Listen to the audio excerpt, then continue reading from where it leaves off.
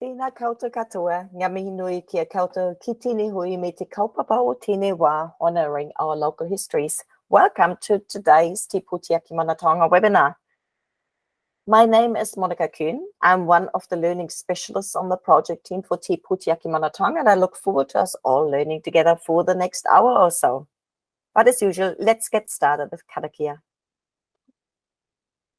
Whakataka te hau ki te uru, whakataka te hau ki te tonga, kia mākina kina ki uta, kia mātaratara ki tai. Ehi ake ana te atakura. He tio, he huka, he hauhu, ti hei Māori ora. Great, welcome everybody. Now it's time to introduce our speaker for today, Taupopoki George McLeod, Kaya Mātauranga at Te Whare Taonga o Te Arawa Rotorua Museum. Many of you will know George. He's been at Rotorua Museum for 21 years, and he has been involved with MEANZ prior to its rebranding as Te Pūtiyaki Mana Taonga. George has shown remarkable resilience in the face of working at a museum that has been closed for many years due to earthquake strengthening. He will talk about creating programs with a local focus and supporting the new Aotearoa New Zealand's Histories curriculum content, and he has some advice about how we can support teachers to approach sensitive topics. As usual, please use the chat to ask questions, which we will post to George towards the end of the session, and I'll hand it over to him now. Kia ora. Kia ora, thank you, Monica. Tēnā rā koutou, tēnā koutou, tēnā koutou, tēnā koutou katoa nau mai hara mai ki tā tātou whakatūranga, ko Te Arawa te waka, ko Tarawere te maunga, ko Tangiao o te atua tō roto, ko te Pākira tōku marae, ko Ngāti Tāui tōku hapu, ko Taupopoki George McLeod tōku ingoa. Ko te kaia mātauranga hau ki Te Whare Taonga o Te Arawa Rotorua Museum. Me mihi atu ki a koe, nō reira tēnā koutou katoa. Welcome everyone to my presentation. My name is Taupopoki George McLeod, and it's my pleasure to have been invited to speak today. Now, for my presentation, I'll be covering the following topics, and the first one is how time has flown, which deals with my career, 21 years in the museum education sector, and then I'll briefly talk about where I work to do a museum. And then I'll describe the somewhat unusual situation that Monica has already talked about, in which myself and my colleagues work, including a summary of some of the programs that we have to offer. Then we have the main part of the talk, which is a deep dive into one of our programs and how we look at incorporating the new Aotearoa Histories curriculum, and then how to embrace sensitive topics. I'll also talk about one program that was written specifically with the new curriculum in mind, and then finish off with a segment called Know Your Sources. Now, I guess I should say where I actually am at the moment. I'm at our off-site facility here for Rotorua Museum. Behind me is a very inspiring backdrop of an industrial area, and you may see a concrete mixer or two go past. So if you see any fleeting movement behind me, it's probably a truck or a car going at high speed behind me, so pay no mind to that. Now, before we fully get into this talk, I would like to acknowledge and pay homage to my colleagues, both past and present, because what I'm about to talk about is not just my mahi, but the incredible knowledge and skills that they have all shared over the years. Now, it is for me a little bit of an amazement of how much time has flown, and one colleague started at the museum when I had reached 14 years, asked me how could I do it when they felt that they couldn't even last 14 weeks. And I guess when people ask me how have I managed to stay at the museum so long, is it my drive, is it my passion, is it my love for art and history, I simply say I have bills to pay. But in all honesty, though, it is the nature of the job, the fulfillment of imparting knowledge and the variety of programs at year levels that I think we all know that we teach. Of course, if we would only do one or two programs, I would say, forget it. I don't think we could blame anyone for getting bored really quickly. It's the variety of the job, where in the morning you could be teaching year 13 students, and then after a quick lunch, launching into a group of year 1 students, learning a completely different part of the curriculum. I've undertaken various amounts of PD over the years, including with MEANZ, the precursor to this wonderful organisation, Te Pūtiaki Taonga. Conferences and workshops were very valuable, of course. The networking opportunities I found crucial within our sector. So I look forward within the next few months meeting up with some of you in person to that one that I'll be at. With each meeting, I saw the same familiar faces from crop up over the years. And I even see those same older faces now in some of these webinars. When I talk about where I work, Rotorua Museum itself is located in the historic bathhouse in the government gardens here in Rotorua. Opened in 1908, it was the first major investment in tourism by the New Zealand government. And basically it was for rich, wealthy tourists from Europe. They would come and take spas and they would charge them high prices. So it is a very special location, a very iconic building. And the museum has been a tenant in the building since 1969, when the museum was established. Now, of course, at Rotorua Museum, our education department has had an LEOTC contract since 1998, and I myself started in December 2001. So I was a fresh-faced 22-year-old, so you can do the math there. Probably a bit green around the gills, not worldly, but definitely over the last 21 years, I think for the better. It's been a very positive experience working within a museum. So this photograph that you can see here is of the very first school group that I ran solo with 2 months after starting in my position. And it truly was a case of being thrown in the deep end, and I'd hate to sit in on that session now. It's so cringy, and my eyes would be sore from rolling. But at that time, we had 2 educators. We did 13,000 students per year. I actually don't know how we did it. And then as successive contracts went by, we reduced that to 11,000 and 9,000 students. But it's been a very rewarding place to work, especially getting to know the museological side, getting to know curators, collections people, and also exhibitions staff, and how museum they're all put together for this very open product that the public can see. Now, the segment that I've moved into next is working in a museum without a museum. So we are closed because of earthquakes. So our building is very historic, and it's closed because it's earthquake prone. And it closed in November 2016, and closure virtually happened within a matter of hours for us. So our team, our education team, were delivering here at this very off-site building, and we got an email to say that it was closing immediately and come straight back to the building. So we were informed that it was unlikely that we would be open for the rest of the school term, so we had to ring all the schools that we had booked and explain to them about our building closure. Some understood, some just couldn't even fathom why we were closing. And to say we were freaking out is an understatement. It was sort of we can deal with this, but the how would be the thing that we needed to work out. How we could operate as a museum education service without a museum. We were so very lucky in the fact that as a department of the local council, we could draw upon council venues that were close to the museum.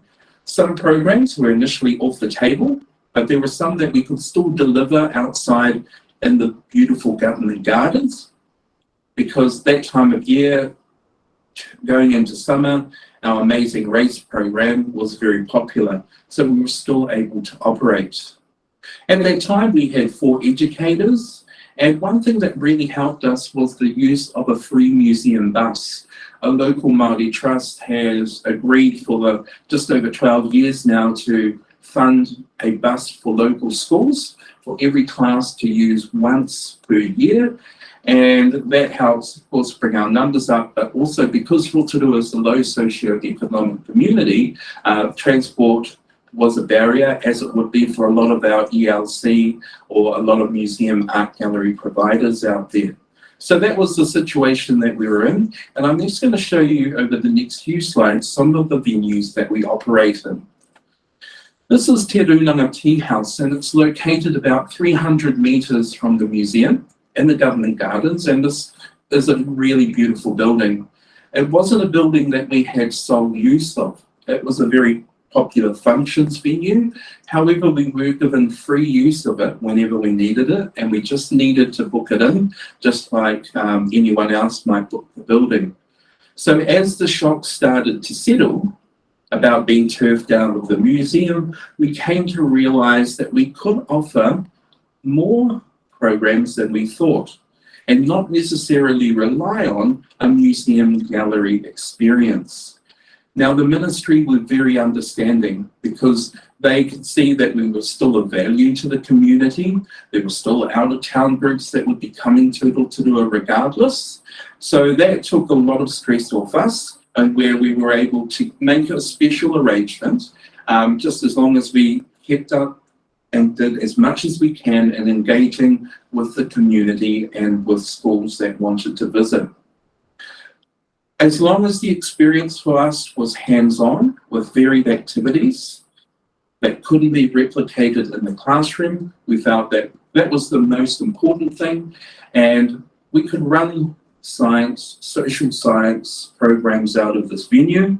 We could also set it up theatre style for our Year 13 geography talks, and the surrounding area also lended itself to outside activities such as early Māori games, which is the program that you can see on the right-hand side there. Now, while we were in the museum, there were some parts that were safe that we could, for example, have our office located in. After a while, it became quite apparent that one of the upper galleries that was repurposed for this use, of course, had no windows and was at a constant temperature of 18 degrees. So essentially, we were in a gallery, and it was decided that staff would be moved out of the building. Collections and exhibition staff were moved here to our offsite area, where we were actually located to our local library, which is a building that had recently undergone an extensive refurbishment and building strengthening. Since that time, we've been located in amongst the library staff, and we've been able to use a venue within the library. It is a fully fledged makerspace. So there for digital technology, but also a wide room that we could also use for our social sciences programs. So in the pictures there, you can see various students undertaking activities. Visual arts programs can be done there as well. And you'll see there the map that the students are walking on came out of our gallery. It was actually something that we were able to use. And it's a map of the Rotorua area, or the rohe, the area of Te Arawa, the main iwi in Rotorua. So we were relocated to the library. It was a win-win situation for us. We could still take groups, and for the library, they could also count our numbers as well that we were putting through. The next slide here talks about the program that I'd next like to deep dive into. So I told you a little bit about what we do, how we've pivoted since our closure, and where we are at the moment.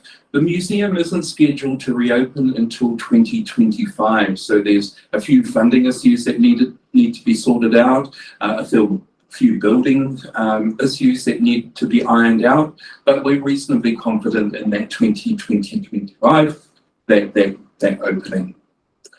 1823 is the program that deals with warfare from the north. And the genesis or the start of this program began with an idea that Rotorua history teachers, it was something that they initiated. This entailed students learning about an incursion that occurred in 1823. So it was between Ngāpuhi from Northland and Te Arawa, the main iwi here in Rotorua. Now those teachers, a group of them, did the right thing by consulting and working with local mana whenua, working within the framework of the achievement standard. And this was a collaborative effort because these were history teachers from all of the main high schools here in Rotorua. However, for various reasons, and that is unknown to me. This wasn't advanced any further. So our museum wasn't involved in any of this. And this is because I believe that the teachers believed that they had enough information to teach it themselves in their classes. This program came about because of a local teacher from a local high school requesting that we do something from it. And they were able to share with us some of the information that had been collected from that initial project. Part of this program is to look at issues that are or have the potential to be controversial and to be brave and not shy away from the events of the past. We look at perspectives of the main iwi and also other key groups as well. Hongi Hika, the revered leader of Ngāpuhi. So there was a reason or a motivation for the events that happened in 1823 from his perspective. There was also the missionary, Samuel Marsden, so kind of a go-between Māori and European Pākehā settlers of the day. Also putting forward his own kaupapa of introducing Christianity to Aotearoa.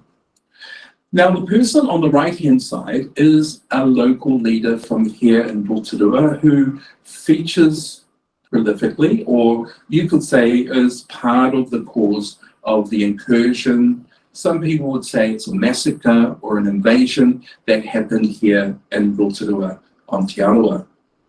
So it's important that we look, of course, at the cause, why the incursion happened, why the incident occurred, and then also eventually look at the consequences of what actually happened.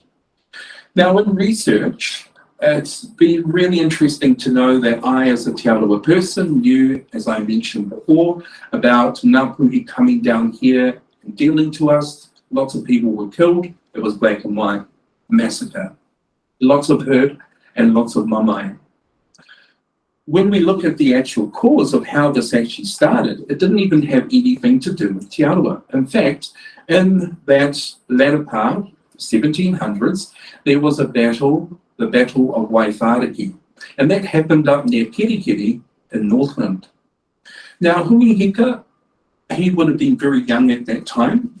When he grew older, because Northland was one of the first places that started to trade with our European settlers, where missionaries were, of course, they had more of a time advantage in acquiring technology as well as resources. So Hongi Hika was able to go on a tour to the other side of the world, to Britain, to England. He met a lot of the aristocracy, a lot of the people that were very wealthy, and was given a lot of trinkets, furniture, and things to bring back here to Aotearoa. Now, Hongi was a master strategist, so he would have been thinking ahead. And what he actually did with a lot of the gifts that he was given was that when they stopped in Sydney to actually replenish supplies, he sold a lot of those things. And with that money, he actually bought muskets and ammunition. And this was to actually settle old scores that went back to times like the Battle of Te Whare. Now, I've highlighted here two battles that occurred once Hongi came back, settling these old scores. Okay, one was the Battle of Te Waiti, which took place at Tāmaki Makaurau, close to where Takapuna is today. And then the second one is Moenaina, and that is a battle near Glenelg and East Auckland. So settling those scores because Ngāti Whātua, they had links and they were helping, and they helped in that battle of Te Waiwhareki. After those battles, Hongi continued on. And then what we actually saw here was another big battle where he went to take on Ngāti Maru themselves. Now that was the Battle of Te Tōtarapā. Still, Te Arawa was not involved. There was a person there called Te Wheturo, a chief. And Te Wheturo was killed in this skirmish. And Te Wheturo was whanaunga of Te Rauparaha, Ngāti Toa leader, participant in the Wairau affray, and composer, of course, of the Haka Kamate Kamate. After the Battle of Te Tōtarapā, a section of Ngāpuhi broke off, continued down the island to the Bay of Plenty, again to settle old scores with muskets and ammunition that they had. Now, this group eventually arrived in Rotorua around about the same time as Te Raupara had arrived here.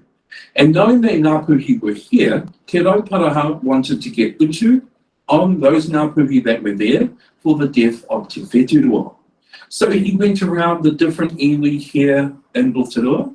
The two main iwi, Ngāti Whakaue and Rangi Wiwihi, said, this isn't our kaupapa, this is not to do with us, so they declined. But Te Mutukuri of Tūhaurangi, he was whanaunga as well, he had close ties to Te Raupara.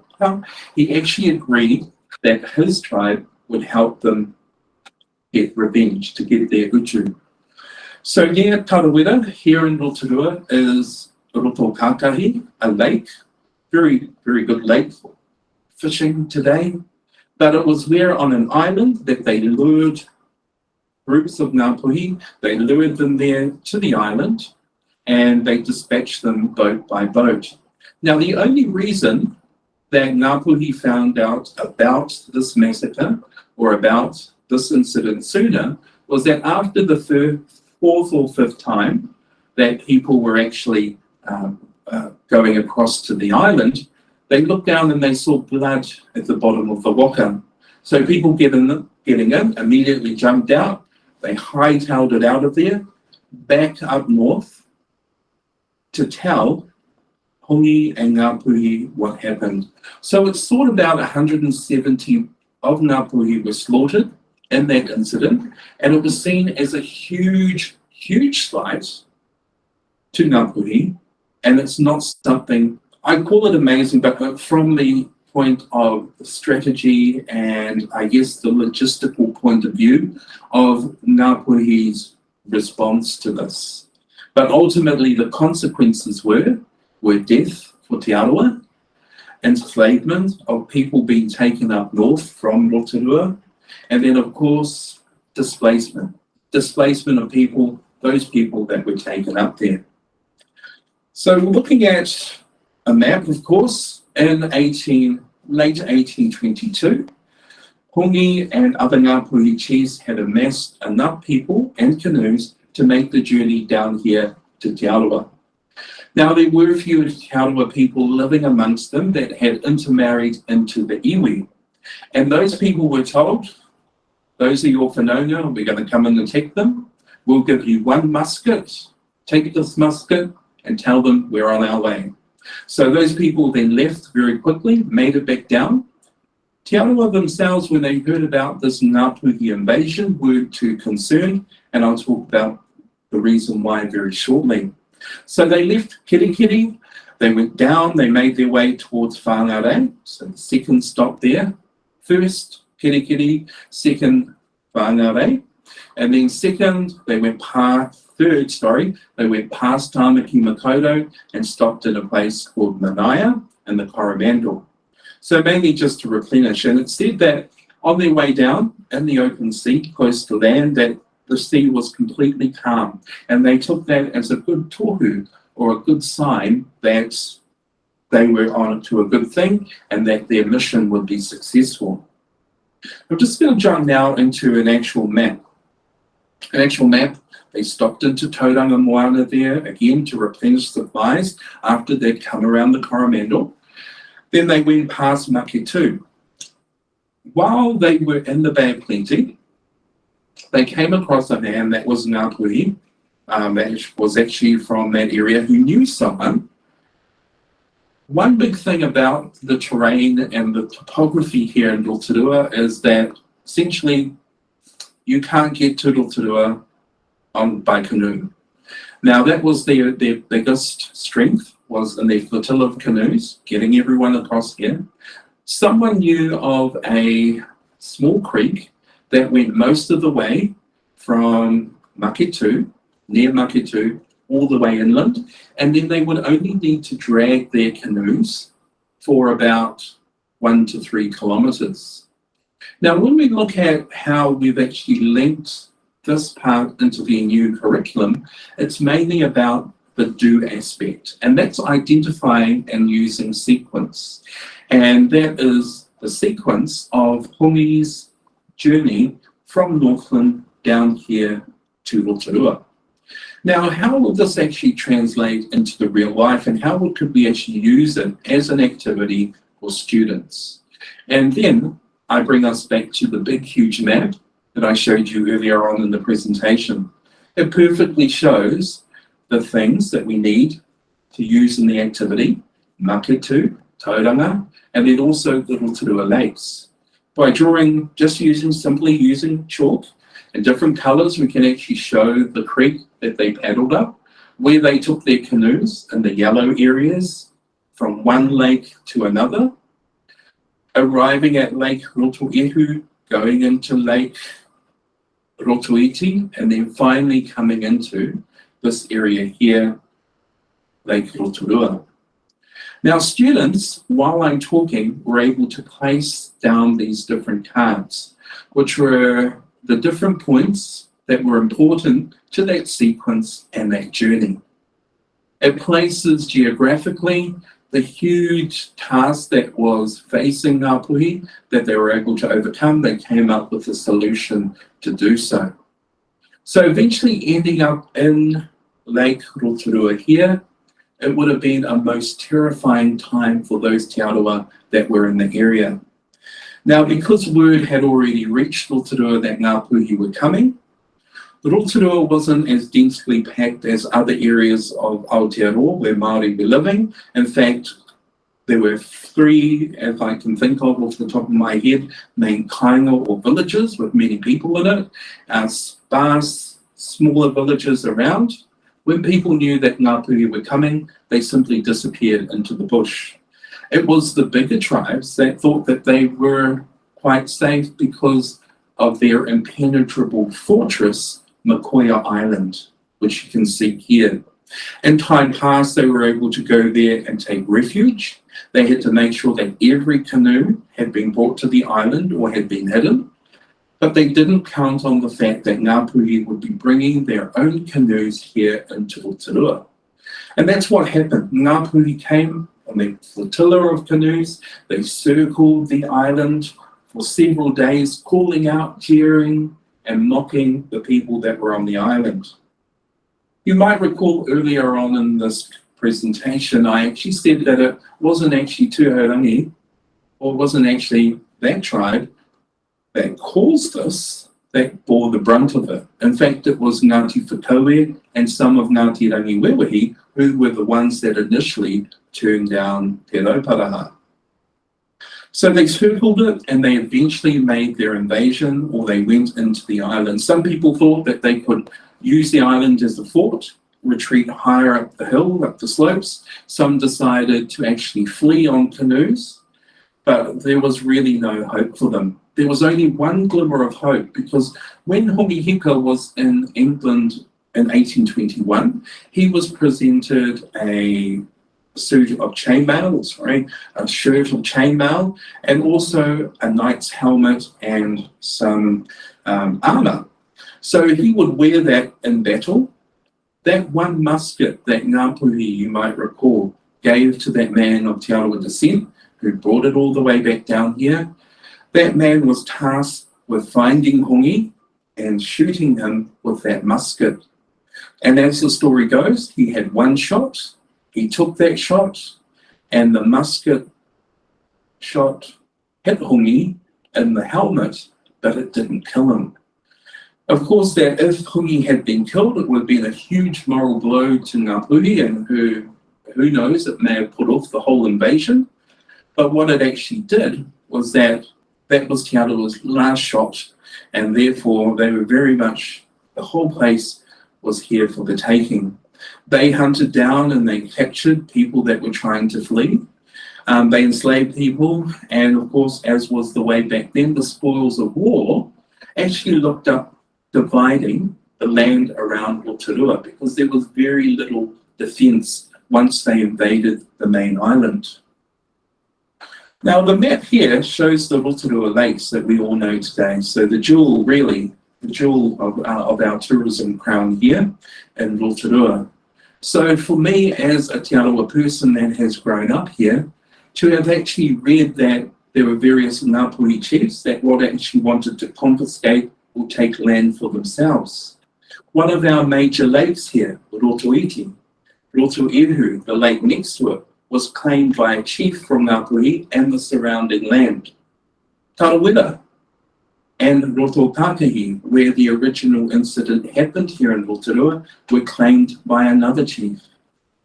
As a Te Arawa person, it is unfathomable that these natural taonga, in an alternate reality, could actually be under another iwi, such as Ngāpuhi. Now, I believe that the chiefs, the higher chiefs, overruled those lower ones. They showed great restraint because they actually felt that the mamai or the hurt that had already been inflicted on Te Arawa was enough. And in saying that, they would withdraw from this area here. So those two chiefs were actually overruled and Ngāpuhi left the area. Now, it wasn't an overnight retreat. In fact, it took about 2 weeks. They were cleaning house, as it were, making sure that there were no runaways. What they wanted to do was to tangibly leave, historically, this idea of utu and that this had actually happened. For many years, this has been a controversial issue for here in Te Arawa, and I suppose it has been because that historically, true accounts were never really told properly. For myself, reading and doing research on this has actually really opened my mind as not only Te Arawa, but also as an educator at looking at different sides of the story. Now, I know my colleague Monica, being from knowing the story of the other side from Ngāpuhi and Hongihika, this kind of adds a balance. And one of the activities that we actually use in our program is to look again at that do aspect and identifying and critiquing sources and perspectives. So each of these speech bubbles here is a card that we have printed out that we get the students to sort out into whether or not it is a Te Arawa or a Ngāpuhi perspective. And then on the other side, is it an old perspective from back in those days, in the 1820s, or is it a more newer one? A couple of the perspectives I'd like to highlight is, first of all, is the first one in the top left-hand corner. I myself personally have nieces and nephews that have Ngāpuhi whakapapa because of the invasion. And I was trying, when I was younger, to kind of reconcile that they were Ngāpuhi. Ngāpuhi had come and done this. But again, as the bubble says, that a lot of people acknowledge their Ngāpuhi whakapapa, it's who they are, and they simply wouldn't be here if it wasn't for what happened. Embarrassingly, the second one, the grey bubble, the next one over, the top middle, you might as well fly a flag of Hitler outside the RSA on ANZH Day. It's insulting. That was an actual real quote from our newspaper, from an elected member here of our council. And this is, again, something that we don't shy away from, is that people still hold these same views many years later. It's just that they simply do not know. That second one there actually caused a lot of controversy again. It brought up the old wounds between Te Arawa and Ngāpuhi. And because it was quite a public figure that made these comments about the incursion and what happened, it eventually ended up with 2 buses of Te Arawa going up to Northland, to Ngāpuhi, to kind of lay things at rest and to calm the waters. The third one, in the black, along the top right hand there, she says she's Te Arawa, but you can tell she was brought up in Ngāpuhi. Now, sadly, that was something that was said to me personally on a marae, that someone many years later decided that they would bring up the fact that this person had recited their, and from their Te Arawa side, but also acknowledged their Ngāpuhi whakapapa as well. So this is a good thing to get the students thinking of also where, you know, the perspectives may have come from. I just worry about time. So Excuse me. I'm not going to in any way rush through the presentation, but what I will do is just talk a little bit about this really neat and really cool activity that I realized that we could do. And that is looking at interpreting past decisions and actions. How can Tongan resources be used to settle and establish peace between tribes? Now, the picture here is of a man, a noted historian here from Rotorua called Don Stafford. Now, Don was writing a book called Wild Wind from the North, and most of the information that I was able to find comes from Don himself, and he has done amazing work as this very prominent historian here in Rotorua. Excuse me. So the letter that he wrote was to get a photo, or permission to use a photo of a patu called Te Ngākai Mamai. And it was a peace offering that was given by Ngāpuhi to Suapiranga Ngāta. And Ngāpuhi asked that the next time that he was down in Te Arawa, down in Rotorua, that he would present this patu. And it was known as Te Ngākai Mamai.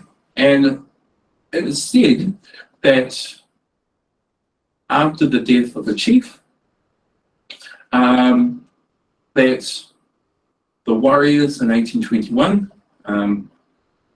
when we think about, we go back to the Green Lake, to Rotukakahi, amongst those Ngāpuhi that were killed was Te Pai o Te Rahi, and this patu was a significant taonga because it acknowledged that.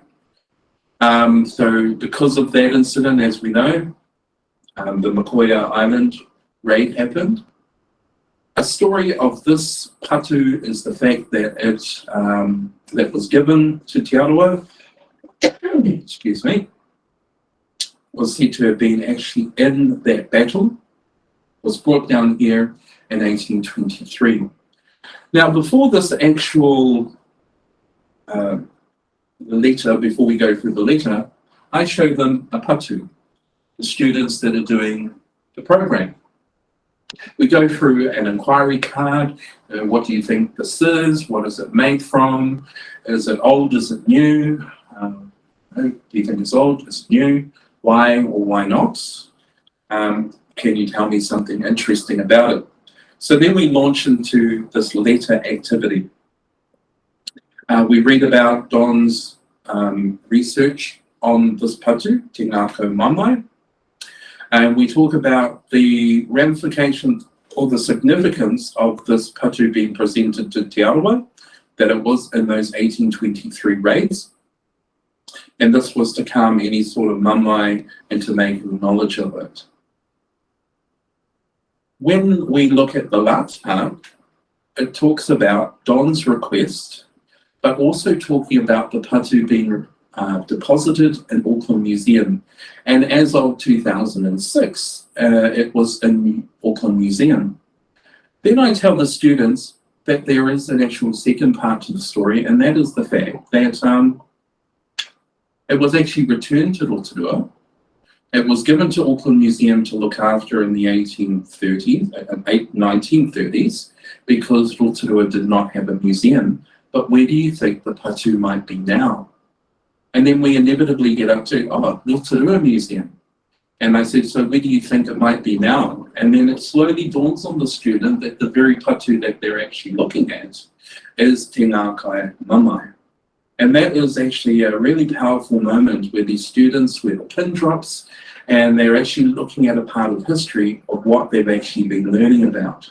And that was a really neat way of actually bringing everything together. Now, looking at the consequences, of course, we talk about with the students, what were the consequences for Te Arawa, for Ngāpuhi, for other groups living in Aotearoa.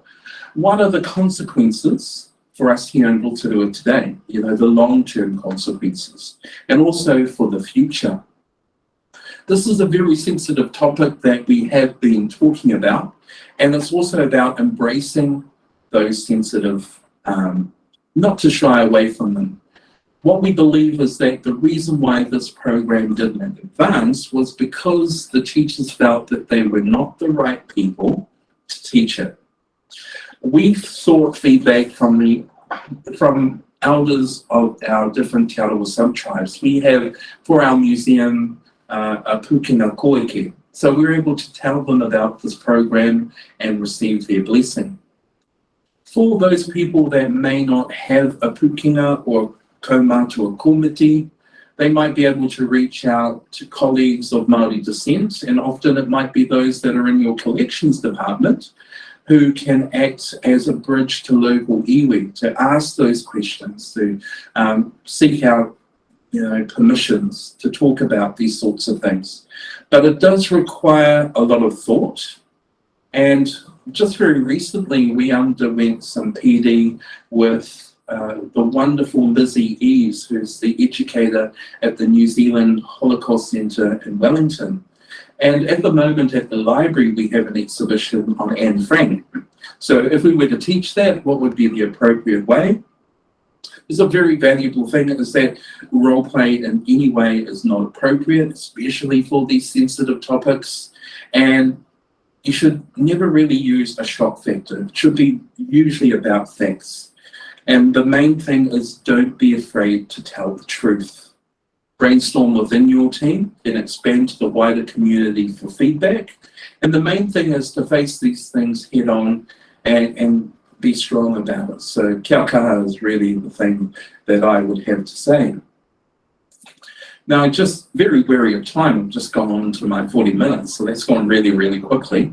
Just to really go through with you, and these slides will be available for you to look at, of how we've approached, of how we can let teachers know about how our programs directly link into the New Zealand, the Aotearoa New Zealand Histories curriculum. And that's by laying it out in a lesson outline, where it actually plugs into in an easy format, and then again, that do element at the beginning, that do aspect being very, very important. Now also there's a resource out there, and I believe that's going to be touched on at some of the regional hui, the use of the cards. And there's a really valuable card resource that you can actually put these things physically down and discuss and talk about them, how your program aligns to the new curriculum.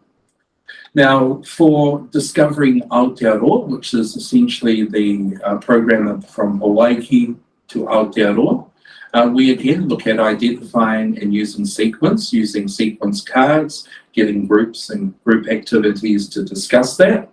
And then also an inference activity as well. This is looking at the different perspectives. So identifying critiques, sources and perspectives. And it's that last part there, is that students get a few seconds and then a full minute to look at an object, and then they have to go and describe it back to a partner, and then they compare about whether or not within that, how well that person has described the object, that their perspective of what, as probably the receiver of the information, whether or not the two marry up. And then also the last one here has to do about interpreting past decisions and actions. So making full use of hands-on objects, hands-on collections, and in this case, looking at objects that people would have taken on their hiding up on their journey, the reasons why, what was their justification for taking those objects, and then also bringing it back, change about what objects today actually do a similar job. Now, the last thing that I would like to finish up on, and in terms of timing, I have talked about everything I feel I need to talk about, and in a just and timely way. And the last thing is also about knowing your sources. Now, this is one of my personal heroes here. Growing up as a child, I read a lot of Don Stafford's books. They were almost like the Bible to me, reading about the history of Rotorua. Don was very fortunate that his father had a shop here in Rotorua, and a lot of the Māori kuia and koroa would go there to his grocery store, and they would get they would get provisions, and in the store was a fire that they would sit by, and Don would listen to the stories of old. When he got older, he wrote down these stories, and eventually, because he was known by those old kuia and kaumatua, would take them around in his four-wheel drive Jeep to far off places within the rohe, where they would point out and tell Don stories about the area. And then he consequently wrote this book here called Te Arawa, History of the Arawa People. Don has passed on. He's been gone for about 10 years now, but his information is so valuable. Now, though, from a 21st century lens, we start to look back and critique the perspectives of some of our historians, Māori and Pākehā, including the lenses that they might have been using. For example, a story told by someone in the 1920s was from their perspective, their lens, their point of view. And in saying that, for Don himself, we have a Pākehā man, well-meaning, from his lens, talking about Māori history, writing about it from his perspective. And then, of course, today you have our Māori and Pākehā academics who then again apply their 21st century lens to things like Don's books. So knowing your sources in this part, I would just say, is that you have definitive information. Don would have done a lot of his research from the Māori Land Court, but it's just imparting on yourselves, but also to your students, that the information to always know and question your sources. Where does the information come from? And can a little bit more be done to improve, to critique, to maybe even change or tweak things that we didn't know before? Now, the fact that Don wrote this book, Wild Wind from the North, changed my perspective, and I'm forever grateful for that. Set the story straight, and it's now up to us today as educators to help and to foster that knowledge. So I'd like to just sign off now and hand it back to you, Monica. So I'll stop sharing my screen now, and we'll go on to the next part of our talk. Ngā mihi nui kia koe. And George, thank you so much for sharing your knowledge and experience with us today. I mean, for me, this was a wonderful PD session about a topic that we talk about lots, and you really helped me gain different perspectives or different ways of thinking about these topics. So I'm very, very thankful. And so will be the classes I'll be working with. Thank you so much. We've talked a lot about Aotearoa New Zealand's histories, about the difficult emotional histories over the last few months, and I'm sure there will be some of us here in the meeting right now that are have some thoughts about that. Just wondering if anybody had any question they would like to ask George right away. You can put up your hand if you like. We've got probably 2 or 3 minutes, or you can put them in the chat.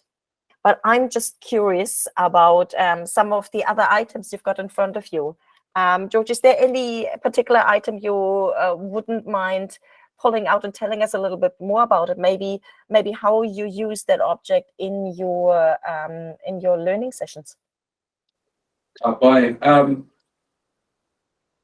I've been fortunate to have leads and managers that see the real value and hands-on, and to putting, quite a lot of our budget towards hands-on. And over the past 15 years, we've accumulated quite a few objects that we can use across projects. For example, this one here is a rākau whakapapa. So it's based on a collection item, and it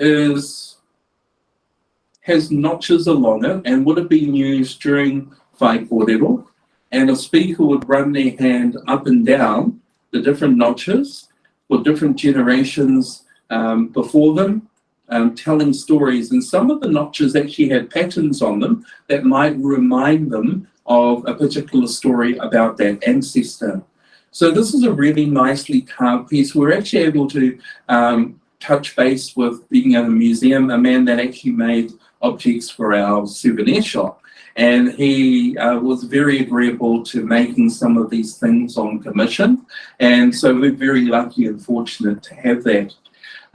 Just very quickly, also, I realised I didn't hold up the patu, te ngākau mamai. It is quite weighty. It's a patu oniwa. And you just kind of feel whether or not it's the weight and the power of the actual object itself. Various kākahu that we have down in front of me here. This is a wakahuia that was carved by the same man that made the box. And over the last 15 years, it's developed this lovely patina where, you know, thousands of kids would have run their hands over it, and it's worn down beautifully. So that's something definitely we're never going to change or have it restained. Thank you so much. That is really inspiring for, especially for those of us that have very few handling objects. And it's a really good idea. There might be others of us who've got some people in their local community that might be able to use their whakaaro skills to create some of those taonga that we can use in our classrooms. Yeah, I'm sort of making a mental, you know, little list of all these all those items I would love to use in my own programs. Now, Karen has a question. With the handling collection you had created, do you get the students to wear gloves?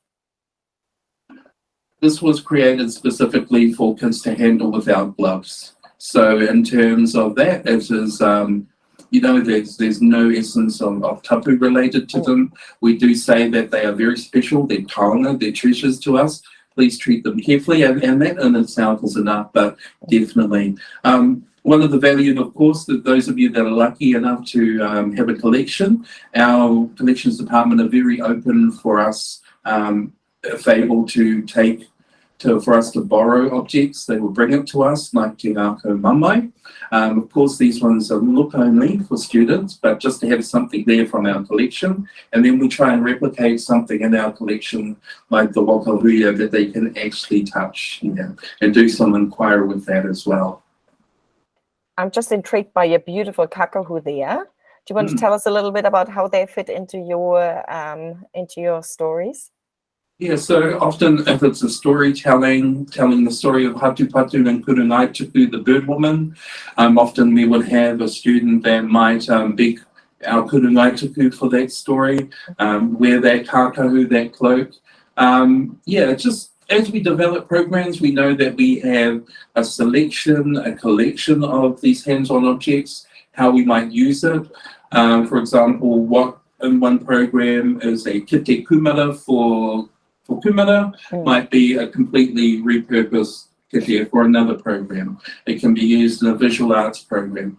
One thing I'd like to add as well is that we always develop our programs with either a Rotorua or a Te Arawa focus in mind.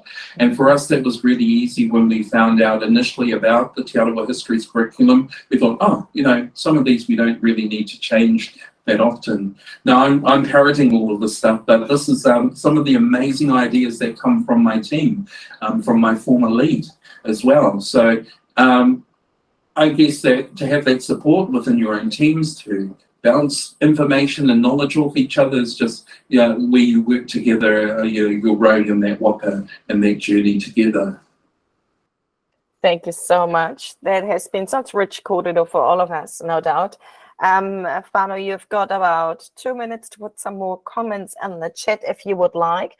But I just quickly want to tell you a little bit about what else is going on while we're taking a little break over the term break from our webinars and from our history content. Helen has been busy working in the background about a course that links straight into things that you've been talking about object-based learning. You know, how do we use those taonga, whether they are from the collections or remade in our programs to enhance the learning. So some of the points on the slide here, you can see that the advantages of object-based learning, how to set up handling collections and touch tours, you exploring the unique aspects of Maori taonga, and enriching teaching and learning opportunities within our sector. So if that is something that you're interested in, the course is going live next week.